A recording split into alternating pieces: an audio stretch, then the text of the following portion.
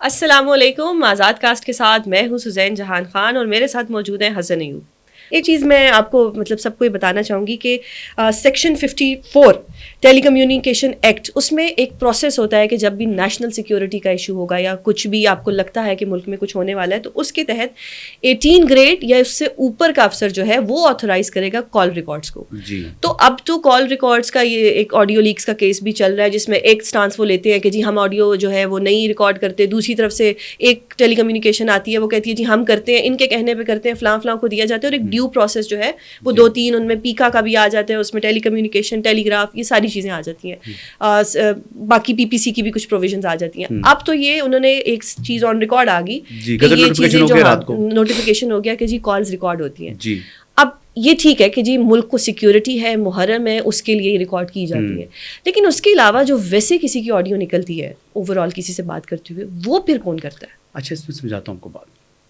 خالی یہ محرم اور سیکیورٹی نہیں ہے، آپ کو معلوم ہے کہ جتنی اسمگلنگ ہوتی ہے نا بارڈر کے اوپر، وہاں پر بھی ان کو یہ چاہیے ہوتی ہے کہ انٹرسیپٹ کرنے کے لیے ان کو یہ ٹیکنالوجی ریکوائرڈ ہے، ان کو یہ فیسلٹی ریکوائرڈ ہوتی ہے. آپ کو پتہ ہے کہ پاکستان کے اندر اور پاکستان سے باہر آئی ایس آئی کتنی آپریشن کر رہی ہے؟ یہ آئی ایس آئی کو آتھورائز کیا گیا نا. آئی ایس آئی پاکستان کی داخلی اور خارجی ڈیو پروسیس آف لا تو ایوری تھنگ از جسٹیفائڈ. یہ ڈیو پروسیس قانون بن گیا نا. اب تو ڈیو پروسیس لا ہے لیکن اس کو فالو نہیں کیا جاتا نا. اب تو یہ قانون بن گیا نا. اگر کسی کی پرائیویٹ کنورسیشن نکلی تو وہ کس نے نکالی؟ اس سے پہلے اگر قانون نہیں تھا وہ تو معاملہ آ گیا.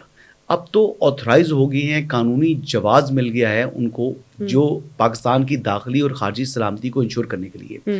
آپ کو پتہ ہے کہ آئی ایس آئی صرف پاکستان کے اندر نہیں، پاکستان کے سے باہر بھی بے انتہا آپریشنز میں ملوث ہوتی ہے. ٹھیک ہے، اور جب ملک کی سیکیورٹی اور ڈیفنس کو ہوگا تو جسٹیفائڈ ہے. آپریشن کس لیے ہوتا ہے؟ پاکستان کو کرنے کے لیے.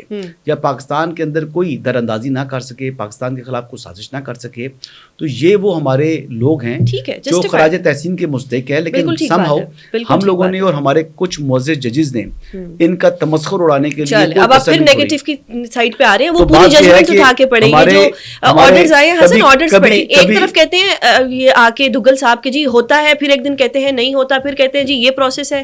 اتنے عرصے میں ہمیں تو کوئی اس طرح کا ہمیں وارنٹ نہیں آیا کہ جس میں ہم یہ چیزیں آتھورائز کریں. ایک ایک چیز پڑھیں. I am one of the council in this آپ کو پتہ ہے کہ جو اسمگلنگ کی طرف تو نہ جائے نا. ایک کلائنٹ اور اس کا اگر وہ اس کا وکیل بات کرتا ہے وہ بھی وائرل ہو جاتا ہے. اسمگلرز پی ایم آفس کی چیزیں وائرل ہو جاتی ہے. کون کرتا ہے وہ؟ تو پھر شہباز شریف کی بھی آپ نے یہ اسمگلرز سے نا، کیا یہ آتھورائز ہے؟ اسٹارٹ کیا تھا جنرل فیض کے زمانے میں. یہ اگر کہا جاتا ہے ہاسٹائل ایجنسیز کرتی ہیں تو ان کے پاس اتنی پاورز کہاں سے آ گئی؟ جنرل فیض حمید صاحب کے زمانے میں کافی چیزیں ایسی ہوئی ہیں جو پہلے نہیں ہوتی تھیں. یہ اتنی پاورز کہاں سے آ گئیں؟ اتنا ایکسیس آف ڈیٹا کہاں سے آ گیا؟ جنرل فیض حمید جو ہے نا مطلب کہ آپ اب پاکستان میں کسی سے بات بھی نہیں کر سکتے. اگر مجھے کسی سے کوئی بات کرنی ہے تو میں 10 دفعہ سوچوں گی اوئے میرا تو فون ریکارڈ ہو رہا ہے.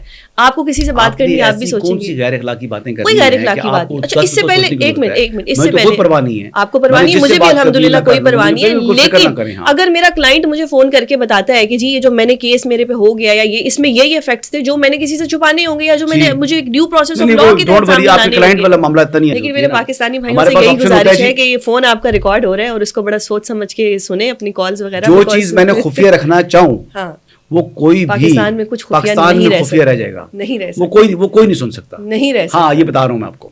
چلیں اچھا ٹھیک ہے. ایک اور چیز، ایک مخصوص نشستوں والا مجھے معلوم ہے وہی آ رہی تھی. فیصلہ محفوظ ہو گیا. فیصلہ محفوظ ہو گیا. کیا لگتا ہے آپ کو؟ پی ٹی آئی اور سنی اتحاد کونسل غیر محفوظ ہے.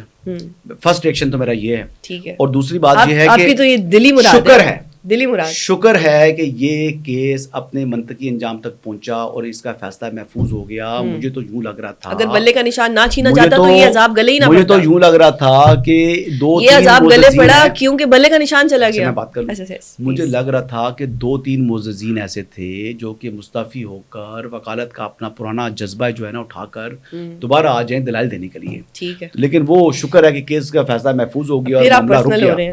نہیں پرسنل کس پر، میں نام کس کا لیے؟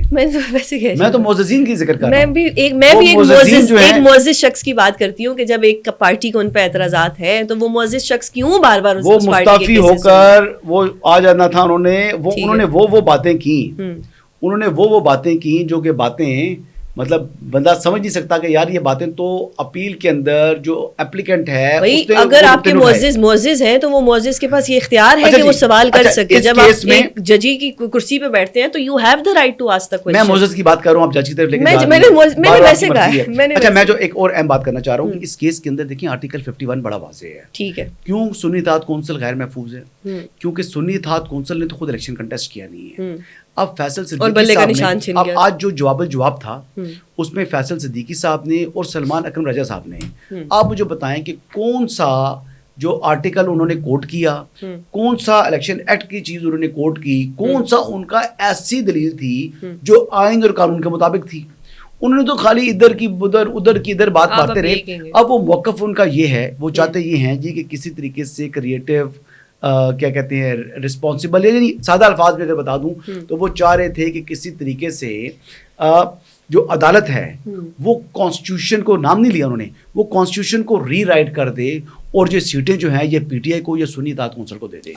تو بات یہ ہے آئین میں جو ٹیکسٹ لکھا ہوا ہے آرٹیکل 51 وہ بڑا واضح ہے کہ یہ سیٹیں جو ہیں یہ پارلیمانی جماعتوں کو ملنی ہیں. بٹ پی ٹی آئی پارلیمانی جماعت تھی نہیں, اور سنی جماعت بین نہیں ہوئی تھی, صرف بلے کا نشان چھینا گیا تھا. اگر آرٹیکل 17 پڑھا جائے تو بین نہیں ہوئی تھی. تو وہ پارلیمنٹری پارٹیز نہیں ہیں. اگر فرض کر لیں کہ ایک منٹ کے لیے کہ 6 ایسے امیدوار تھے جو انہوں نے سیٹیں سیکیور بھی کی اور وہ پی ٹی آئی کے ہیں, وہ پی ٹی آئی کے ہیں اور باقی سنی اطاعت کونسل کے ہیں, تو جو 6 کے تناسب سے جو سیٹ ملتی ہے پی ٹی آئی کو وہ دے دیں, پی ٹی آئی کو پارلیمانی جماعت ڈکلیئر کر دیں. ایک منٹ کے لیے اگر قانون کے مطابق چلے تو ٹھیک ہے, یعنی اگر آپ نے ٹیکسٹ بک طریقے سے چلنا ہے تو ٹھیک ہے جی 6 امیدوار پی ٹی آئی کے ہیں, ان 6 کو آپ جو ہے وہ پی ٹی آئی مان لیں, ان کے تناسب سے جو 6 کے تناسب سے جو ان کی سیٹیں بنتی ہیں وہ سیٹیں بھی آپ ان کو دے دیں. وہ انڈیپینڈنٹ نہیں تھے تو سیٹیں جو پی ٹی آئی کو پارلیمنٹری پارٹی ڈکلیئر کر دیں, باقی سنی اطاعت کونسل میں شامل ہو چکی ہیں.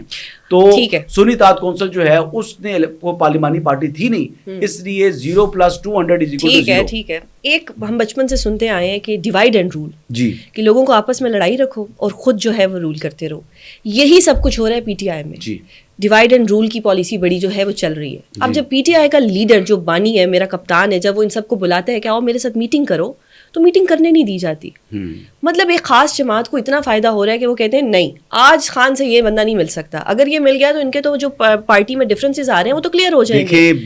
تو پھر لیڈر کو بند کر دیا, ڈیوائڈ اینڈ رول پہ ہم قائم ہیں, اینڈ وی آر مطلب کیٹیگوریکلی اور اوپنلی ہم واضح ہو گئے ہیں کہ مائٹ از رائٹ, جو ہم چاہیں گے. اب جو بات میں کرنے جا رہا ہوں, یہ پی ٹی آئی کے کچھ لوگوں کو تو میری بات بڑی پسند آئے گی اور پی ٹی آئی کے کچھ لوگوں کو یہ میری بات بہت زہر کی طرح چبھے گی. ٹھیک ہے. اور زہر کی طرح چبھے گی ان لوگوں کو جو اس وقت پاکستان کے اندر نہیں ہے, وہ بیرون ممالک میں بیٹھے ہوئے ہیں, like Jibran Ilyas and company.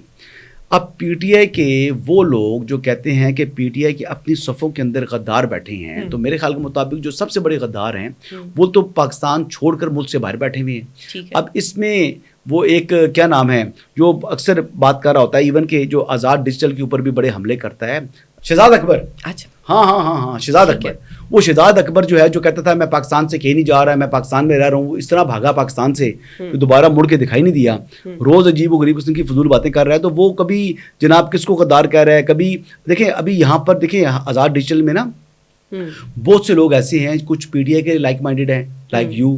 No, I'm not PTI like-minded. I respect Imran Khan. اس میں کچھ لوگ ایسے ہیں جو کہ پی ٹی آئی کے نیریٹو کے ساتھ چلنے والے ہیں, اور کچھ لوگ ایسے ہیں جو کہ اینٹی پی ٹی آئی ہیں, لائک می, جو پی ٹی آئی کے نیریٹو کو اپوز کرتے ہیں. اب ان میں جو کہ پی ٹی آئی کے لائک مائنڈیڈ آزاد ڈیجیٹل کے ساتھ وابستہ ہیں, ان کو غدار قرار دے رہے ہیں. اچھا اپنی وہ شکل دیکھتا نہیں ہے, اپنا اعمال نامہ دیکھتا نہیں ہے, تم یہاں پر رکے نہیں. وہ جبران الیاس بھی یہاں پر پاکستان تو ہے نہیں, وہ تو باہر بیٹھا ہوا ہے. ان میں کہیں کہ ہمت ہے تو بیٹا پاکستان آؤ نا.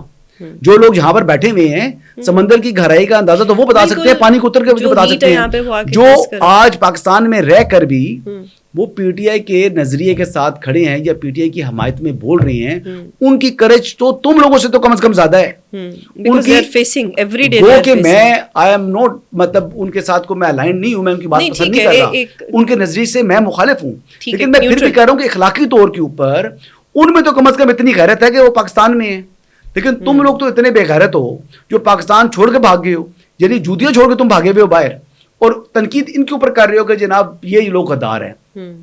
اور بات یہ ہے کہ پی ٹی آئی کو ہائی جیک کیا ہوا ہے, یہ لوگ جو باہر بیٹھے ہوئے ہیں. نہیں تو جب لیڈر نے بلایا تھا تو ملنے دیتے لیڈر کے ساتھ. لیڈر کے ساتھ ملاقات کی بات نہیں ہے, سارٹ آؤٹ ہو جاتا. حسن سارٹ آؤٹ ہو جاتا. اس وقت تو وہ باہر بیٹھے ہوئے جو مرضی پروپیگنڈا کرے. جب کچھ چند لوگ چلے گئے عمران خان صاحب سے ملنے تو ان کی ملاقات ہونے دیتے. مطلب یہاں پر بھی جو ہے نا وہ کچھ لوگ جو ہیں جو نہیں ملنے دے رہے, جو لابی ہے وہ ان باہر والی جو لابی ہے اس کے ساتھ ملی. لابی کون ہے؟ Jibran Ilyas and company. نہیں ابھی یہاں والی لابی روف حسن. ٹھیک ہے, روف حسن ان کے ساتھ ملا ہوا ہے. تو روف حسن نے کہا تھا کہ اڈیالہ والوں کو کہ تم ان کو اندر نہ روف حسن جی بالکل ان کے ساتھ ملا ہوا ہے. نہیں آپ ان کی بات کر رہے ہیں جو شہریار آفریدی وغیرہ جو ملنے گئے تھے, شہزادہ مزار ملنے گئے تھے. اس میں وہ بات کر رہی ہوں. اچھا وہ بات اس کے ساتھ تعلق نہیں نا, تو ٹاپک چینج کر دیا آپ نے. نہیں میرا سوال وہی تھا کہ جب وہ ملنا چاہتے ہیں تو پھر ملنے نہیں دیتے. اس میں تو بات یہ ہے نا کہ کوئی ماسی ویڑا تھوڑی تھا کہ وہاں پر منہ اٹھا کے چلے گئے ہیں. بھائی اجازت ہے ملنے کی جیل سپرنٹینڈنٹ کی کہ ملنا دے جیل نہ ملنے دے. باؤنڈ کہ جب ملاقات آئے جیل سپرنٹینڈنٹ ایسا طاقتور آدمی ہوتا ہے کہ بھٹو صاحب نے بھی اپنی کتاب میں سنا لکھا تھا کہ جی جیل سپرنٹینڈنٹ جو ہے نا طاقت یا پرائم منسٹر کے پاس ہوتی ہے اختیار یا جیل سپرنٹینڈنٹ کے پاس ہوتا ہے. وہ آپ کو قید کر کے بیٹھا جیل سپرنٹینڈنٹ جو ہے نا وہ تو دنیا کا سمجھ لیں کہ طاقتور ترین آدمی ہوتا ہے جیل کی حد تک. تو وہ تو آئی جی پریزن سے بھی زیادہ طاقتور ہوتا ہے. ٹھیک ہے, جیل سپرنٹینڈنٹ جو ہے جب تک وہ جیل سپرنٹینڈنٹ ہے اس کی مرضی کے بغیر کچھ نہیں ہو سکتا. اب وہ کل کوئی بات بتا دے جی کہ اندر قیدیوں کی لڑائی ہوئی ہے, کس نے آ کے دیکھنا. وہ کل کہہ دے جی کہ فلاں بندے کی جان کو جو ہے وہ خطرہ ہے کہ اگر 4 لوگ جا کے عمران خان صاحب سے مل لیتے. وہ میرے خیال سے سمجھ رہے تھے کہ انہوں نے بنا لیا ماسی بیڑا. ٹھیک ہے, میں ماسی بیڑے کے اندر جو ہے نا سیر سے پھر وہ ماسی بیڑا اس کی ماسی کا بیڑا ہے کہ اس کی مرضی ہوگی تو اس کی ملکیت ہے, سمجھ لینا وہ بے تاج بادشاہ ہے جیل سپرنٹینڈنٹ. مجھے لگا کہ وہ ایک جو ہمارا ملک ہے اس کا وہ ایک غلام ہے جو تنخواہ دار غلام ہے, اور وہ اس کی ماسی کا بیڑا نہیں ہو سکتا کیونکہ وہ ایک جیل ہے جس میں قیدی جاتے ہیں. تو پھر اس کی ماسی بیڑا اگر قیدیوں والا ہے تو میں تعجب ہے مجھے کہ وہ ایک اپنی ماسی بیڑا قیدیوں کے ساتھ وہ سمجھتا ہے کہ میرا ماسی بیڑا, وہ اس کا اختیار ہے. بڑا پیارا ورڈ میں نے سنا ماسی بیڑا. چلے جی بہت شکریہ حسن. اور آزاد کاسٹ کے ساتھ ہم اس پروگرام کو اینڈ کرتے ہیں. اگر آپ کو ہمارا چینل پسند آئے تو اس کو لائک اور سبسکرائب ضرور کیجیے گا. اللہ حافظ.